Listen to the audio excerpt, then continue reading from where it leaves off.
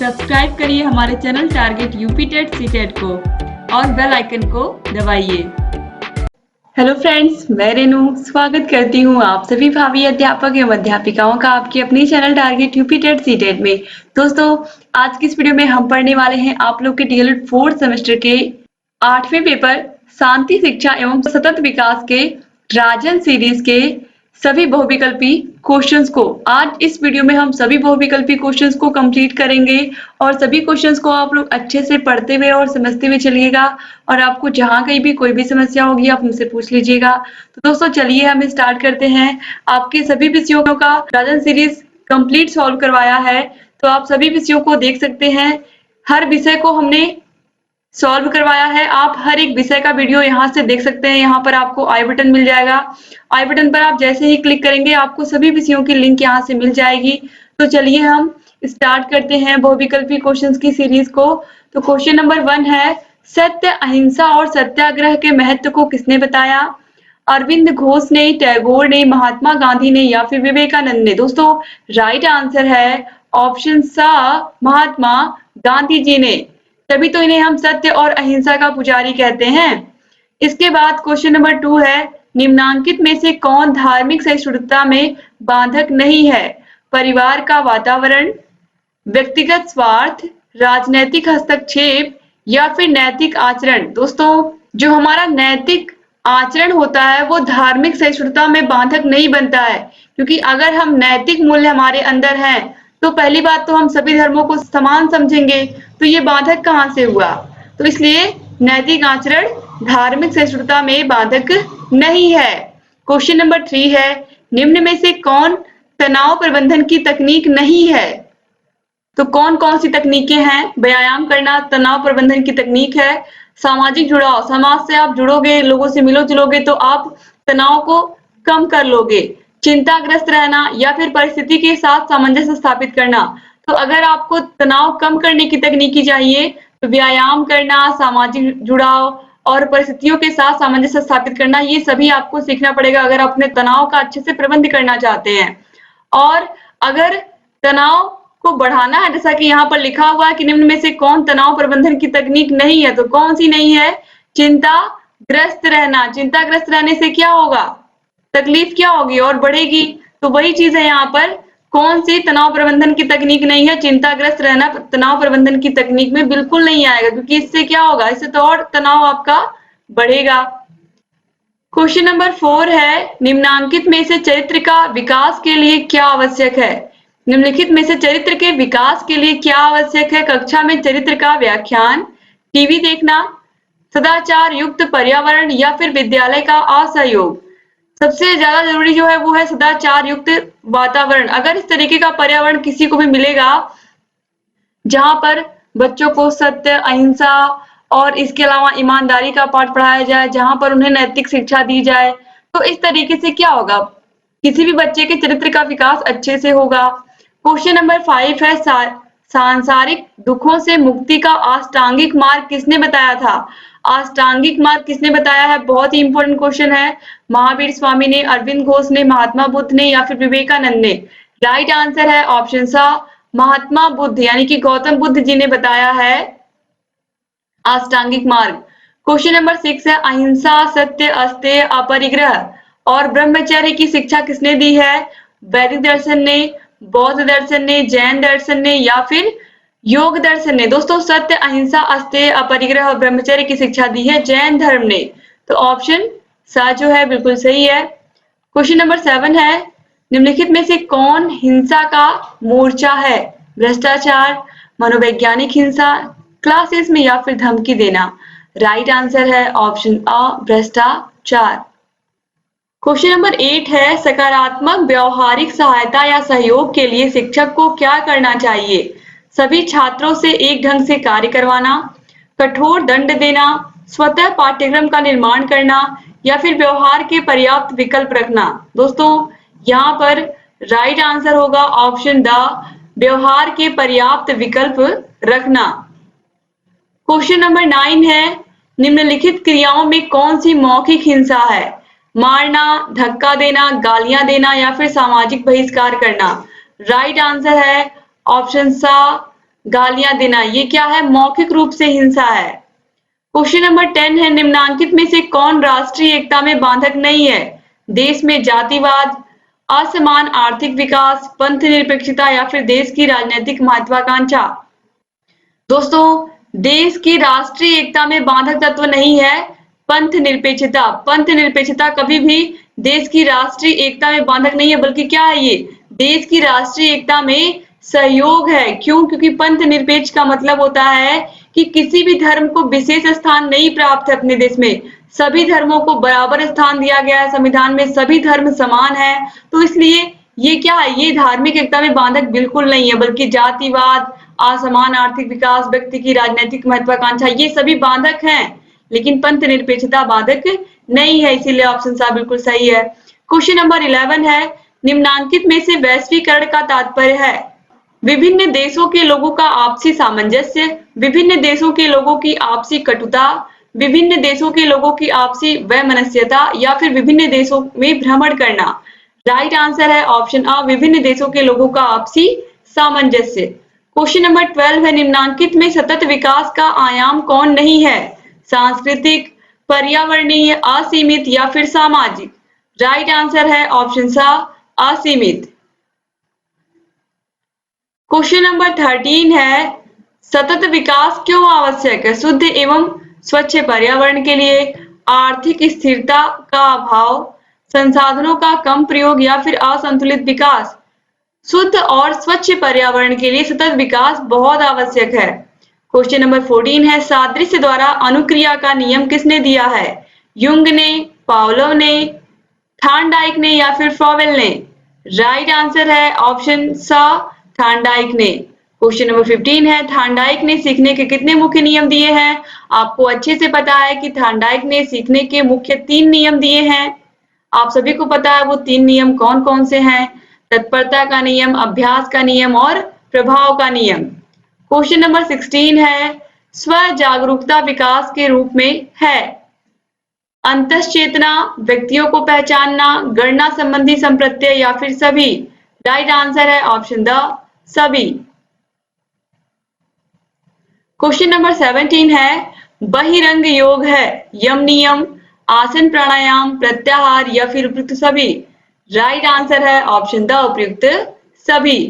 Question number 18 है, अंतरंग योग है? धारण, ध्यान, समाधि या फिर उपयुक्त सभी। राइट आंसर है ऑप्शन द, उपयुक्त सभी। क्वेश्चन नंबर 19 है, शांति शिक्षा के लिए आवश्यक है? अलग से कक्षा की व्यवस्था, समस्त विषयों की शिक्षा कक्षा में दी जा सकती है, हिंदी विषय की कक्षा उपयुक्त होगी या संस्कृत विषय की कक्षा उपयुक्त होगी। दोस्तों, समस्त विषयों की शिक्षा एक कक्षा में दी जा सकती है, तो ऑप्शन बा जो है ये बिल्कुल सही है। क्वेश्चन नंबर 20 है, बच्चों को सुयोग्य नागरिक बनाया जा सकता है? गुणवत्तापूर्ण शिक्षा द्वारा, नैतिकता का पाठ पढ़ाने से, सद्गुणों के विकास से या फिर उच्च कोटि की प्रार्थना कराकर। दोस्तों, गुणवत्तापूर्ण शिक्षा अगर बच्चों को मिल रही है, क्वालिटी एजुकेशन बच्चों को अगर आप दे रहे हो, तो बच्चे निश्चित रूप से सुयोग्य नागरिक, अच्छे नागरिक तो बनेंगे ही। और ये क्वेश्चन आप देखिए तो 2016 में पूछा गया है। क्वेश्चन नंबर 21 है, योग दर्शन के प्रणेता कौन है? बहुत इंपॉर्टेंट क्वेश्चन, 16 में पूछा गया, 18 में पूछा गया, लगातार 19 में भी पूछा गया है। तो योग दर्शन के प्रणेता कौन है? आप सभी लोगों को अच्छे से पता है कि देश में योग के लिए सबसे पॉपुलर कौन है? बाबा रामदेव। और बाबा रामदेव कौन सा प्रोडक्ट, किस प्रोडक्ट का प्रचार करते हैं? कौन सी उनकी कंपनी है? पतंजलि का प्रचार करते हैं, आपको पता है। तो यहाँ पर ऑप्शन क्या सही होगा? ऑप्शन आ, पतंजलि का प्रचार क्यों करते हैं? क्योंकि पतंजलि ऋषि क्या थे? इन्होंने ही योग को क्या किया था? इंट्रोड्यूस किया था हम सबको। ठीक है, तो ये योग दर्शन के क्या है? प्रणेता हैं, जनक हैं। क्वेश्चन नंबर 22 है, शांति निकेतन और विश्व भारती की स्थापना किसने की थी? बहुत इंपॉर्टेंट क्वेश्चन है, देखिए लगातार ये भी पूछा गया 2 बार। शांति निकेतन और विश्व भारती की स्थापना किसने की थी? आपको अच्छे से पता है, रविंद्रनाथ टैगोर जी ने की थी। क्वेश्चन नंबर 23 है, निम्नलिखित में से कौन से लोकतंत्र के सिद्धांत हैं? बंधुत्व, जातिवाद, समानता, संतोष, समाजवाद, बहिर्मुखता, स्वतंत्रता, समाजवाद, समानता या फिर समानता, जातिवाद, समानता। जातिवाद वाले तो ये पहले ही गलत हो गए, जातिवाद वाले। अब संतोष, समाजवाद, बहिर्मुखता, तो संतोष का तो प्रश्न ही नहीं उठता है लोकतंत्र में, तो ये भी गलत हो गया। ऑप्शन सा जो है स्वतंत्रता, समाजवाद और समानता, ये बिल्कुल सही है। क्वेश्चन नंबर 24 है, संयुक्त राष्ट्र संघ में शांति और अहिंसा की संस्कृति का अंतरराष्ट्रीय दशक कब घोषित किया गया था? 2001 से लेकर के 2010 तक, 2002 से लेकर के 2011 तक, 1999 से लेकर 2008 तक या फिर वर्ष 2005 से 2014 तक। राइट आंसर है ऑप्शन आ 2001 से लेकर के 2010 तक। क्वेश्चन नंबर 25 है, शांति के लिए शिक्षा नैतिक विकास के साथ उन मूल्यों, दृष्टिकोणों और कौशलों के पोषण पर बल देती है जो सामंजस्य बैठाने के लिए आवश्यक हैं। प्रकृति और मानव जगत के बीच, विद्यालय और समुदाय के बीच, प्रधानाध्यापक और शिक्षक के बीच या फिर शिक्षक और बच्चों के बीच। राइट आंसर है ऑप्शन आ प्रकृति और मानव जगत के बीच। क्वेश्चन नंबर 26 है, सतत विकास संबंधित है आर्थिक दृष्टिकोण से, पर्यावरणीय दृष्टिकोण से, सामाजिक दृष्टिकोण से या फिर उपयुक्त सभी से। राइट आंसर है ऑप्शन द उपयुक्त सभी से, यानी कि जो सतत विकास है वो आर्थिक दृष्टिकोण से भी संबंधित है, पर्यावरणीय दृष्टिकोण से भी संबंधित है और सामाजिक पर्यावरण दृष्टिकोण से भी संबंधित है। क्वेश्चन नंबर 27 है, किसका कथन है तनाव असंतुलन की दशा है जो प्राणी को अपनी उत्तेजित दशा का अंत करने के लिए कोई कार्य करने को प्रेरित करती है? गेट्स का कथन है, युंग का कथन है, फ्रायड का कथन है या फिर वॉरेन का कथन है? राइट आंसर है गेट्स, ऑप्शन आ बिल्कुल सही है। क्वेश्चन नंबर 28 है, शांति शिक्षा के लिए विद्यालय में कराई जाने वाली प्रमुख गतिविधि है? सामूहिक कार्य, श्रमदान, बाल या फिर उपयुक्त सभी? दोस्तों यहाँ पर बाल सभा होगा, केवल बाल लिखा है, बाल सभा। तो सामूहिक कार्य, श्रमदान, बाल सभा, ये सभी, तो राइट आंसर क्या होगा ऑप्शन द, ये सभी चीजें गतिविधियां हैं। ये सभी चीजों को करने से क्या होगा, शांति शिक्षा जो पूरा विषय है ये इसी पर आधारित है कि बच्चों के अंदर नैतिक शिक्षा, मतलब बच्चों के अंदर नैतिकता आए, और जब नैतिकता आएगी तो वो एक दूसरे के साथ मिलकर के काम करेंगे। बाल सभा में भी वो एक दूसरे के सहयोग के साथ उसमें भी बढ़ चढ़कर भाग लेंगे और श्रमदान भी देंगे।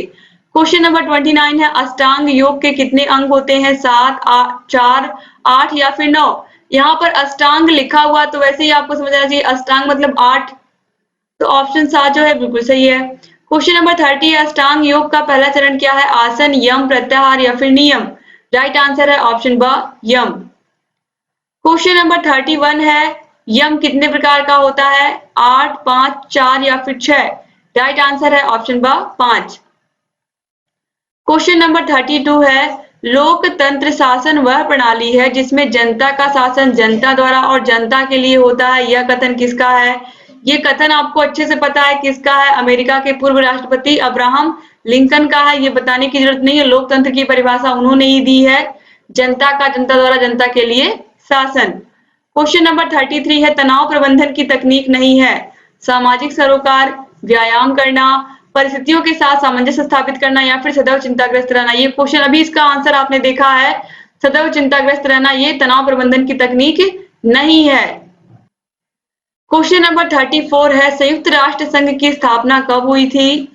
26 जनवरी 1945 को, 24 अक्टूबर 1945 को, 24 नवंबर 1945 को या फिर 26 दिसंबर 1945 को? राइट आंसर आप सभी को पता है, 24 अक्टूबर 1945 को संयुक्त राष्ट्र संघ की स्थापना हुई थी। क्वेश्चन नंबर 35 है, अष्टांगिक योग में सम्मिलित नहीं है? प्राणायाम, आसन, विधि विधान या फिर ध्यान? राइट आंसर है ऑप्शन सा, विधि विधान। क्वेश्चन नंबर 36 है, सीखना आदतों के निर्माण की प्रक्रिया है? यह कथन किसका है? युंग का, वॉरेन का, रायबर्न का या फिर फ्रायड का? राइट आंसर है ऑप्शन सा, रायबर्न का। क्वेश्चन नंबर 37 है, नवजात शिशु 1 माह कितने घंटे नींद लेता है? यानी कि 1 माह में वह बच्चा कितनी देर तक सोता है जो नवजात शिशु होता है? 20 से 22 घंटे, 3 घंटे, 4 घंटे या 5 घंटे? राइट आंसर आप सभी को पता है, 20 से 22 घंटे तक क्या करता है बच्चा? सोता है, 1 माह का बच्चा। क्वेश्चन नंबर 38 है, शांति शिक्षा की वर्तमान आवश्यकताएं हैं? आदर्शवादी मूल्यों का विकास, सामाजिक गुणों का विकास, पर्यावरणीय प्रेम या फिर उपयुक्त सभी? राइट आंसर है ऑप्शन द, उपयुक्त सभी। क्वेश्चन नंबर 39 है, सार्वजनिक हित की शिक्षा है? सभी के लिए हित की शिक्षा कौन सी शिक्षा है जो सभी के लिए अच्छा सोचे, सभी को समान रूप से सोचे और सभी उस शिक्षा को ग्रहण करें ताकि वो अपने जीवन में नैतिक मूल्यों को ला सके। और नैतिक मूल्यों, अगर एक बार नैतिक मूल्यों की शिक्षा उन्हें मिल गई तो जीवन में ईमानदारी, सत्यपूर्ण, कर्तव्य निष्ठा, ये सभी गुण उनके पास अपने आप आ जाएंगे। तो हिंसा की शिक्षा सार्वजनिक हित की शिक्षा है? बिल्कुल नहीं है। घृणा की शिक्षा? ये तो बिल्कुल नहीं है। शांति शिक्षा? बिल्कुल है। सार्वजनिक हित की शिक्षा ये क्या है? शांति शिक्षा। इसीलिए ये आप लोगों के कोर्स में है, ये पूरा सिलेबस में है आपके ये पूरा विषय, ताकि आप लोग भी इसके बारे में जानें और जब स्कूल में आप जाएं तो बच्चों को इस विषय के बारे में बताएं।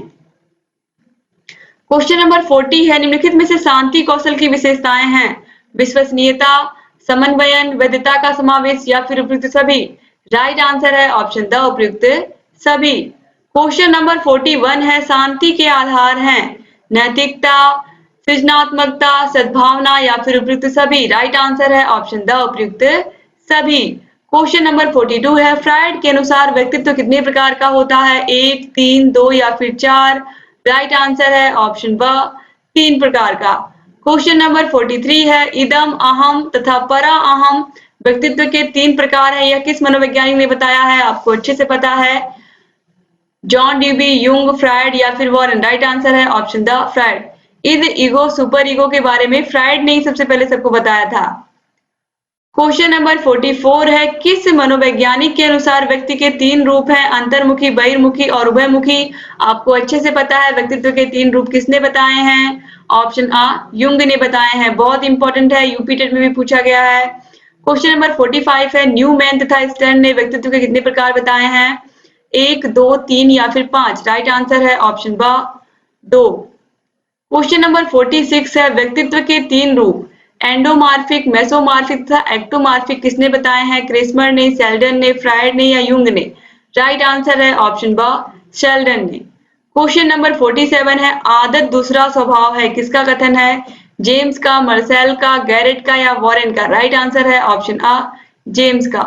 क्वेश्चन नंबर 48, वह गुण जिसमें व्यक्ति किसी कार्य के प्रति शक का भाव नहीं रखता है वरन प्रत्येक कार्य के प्रति संवेदनशीलता का भाव रखता है, कहलाता है? हिंसा, सहमतिजन्यता, अच्छाई या फिर सभी? दोस्तों राइट आंसर है ऑप्शन ब सहमतिजन्यता, यानी कि उस कार्य को व्यक्ति क्या करता है? बिना किसी शक के वो संवेदनशीलता के साथ उस कार्य को अच्छे से करता है। क्वेश्चन नंबर 49 है, बालक की सबसे महान आवश्यकता और सबसे बड़ा रक्षक चरित्र है? शिक्षा नहीं। यह कथन किसका है? स्पेंसर का, वुडवर्थ का, युंग का या फ्रायड का? राइट आंसर है ऑप्शन आ स्पेंसर का। क्वेश्चन नंबर 50 है, व्यवहारवाद के जनक कौन है? वॉटसन, वॉरेन, युंग या फिर जॉन ड्यूबी? राइट आंसर है ऑप्शन आ वॉटसन। वा से व्यवहार, वा से वॉटसन। क्वेश्चन नंबर 51 है, सर्वप्रथम देश के व्यक्तियों में अपनी मातृभूमि के लिए भक्ति की भावना उत्पन्न करनी चाहिए। शेष कार्य तो इसके उपरांत भी किए जा सकते हैं, यानी कि सबसे पहले व्यक्ति के अंदर देश प्रेम की भावना, देशभक्ति की भावना जगाना बहुत जरूरी है। तो यह कथन किसका है? गांधी जी का, गुरुदेव टैगोर जी का, सुकरात का या फिर फ्रॉवेल का? राइट आंसर है ऑप्शन ब रविंद्रनाथ टैगोर जी का ये कथन है कि सबसे पहले बच्चे के अंदर राष्ट्रीय प्रेम की भावना को जागृत करना चाहिए और बाकी कार्य तो बाद में भी हो सकते हैं। क्वेश्चन नंबर 52 है, वैश्वीकरण के उदाहरण हैं? सार्क शिखर सम्मेलन, यूएनओ, आईएमबी या फिर उपयुक्त सभी? राइट आंसर है ऑप्शन द उपयुक्त सभी। क्वेश्चन नंबर 53 है, वैश्वीकरण का उद्देश्य है? आर्थिक समानता, गरीबी उन्मूलन, उदारीकरण या फिर उपयुक्त सभी? राइट आंसर है ऑप्शन द उपयुक्त सभी। क्वेश्चन नंबर 54 है, निम्नांकित में से कौन सा गुण व्यक्तित्व के 5 गुणों में शामिल है? सामाजिकता, एकांत प्रियता, स्वार्थपरता या फिर खुलापन? राइट आंसर है ऑप्शन द खुलापन। और ये क्वेश्चन आप देखिए 2017 में पूछा गया था। क्वेश्चन नंबर 55 है, अनुबंधन का निर्माण होता है खोज से, प्रभाव के नियम से, अनुकूलन के नियम से या खोज और अनुकूलन से? राइट आंसर है ऑप्शन सा अनुकूलन के नियम से। क्वेश्चन नंबर 56 है, किसका कथन है?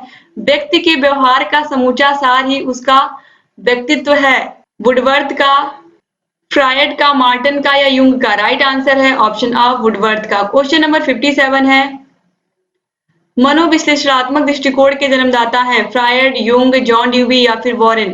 राइट आंसर है ऑप्शन आ फ्रायड। फ्रायड ने ही मनोविश्लेषणात्मक सिद्धांत दिया था। क्वेश्चन नंबर 58 है, अनुकूलित अनुक्रिया का सिद्धांत किसने दिया? पाउलो ने, गांधी जी ने, फ्रायड ने या यूंग ने? राइट आंसर है ऑप्शन आ पाउलो ने। पाउलो ने किस पर प्रयोग किया था? कुत्ते पर प्रयोग किया था, आपको पता है।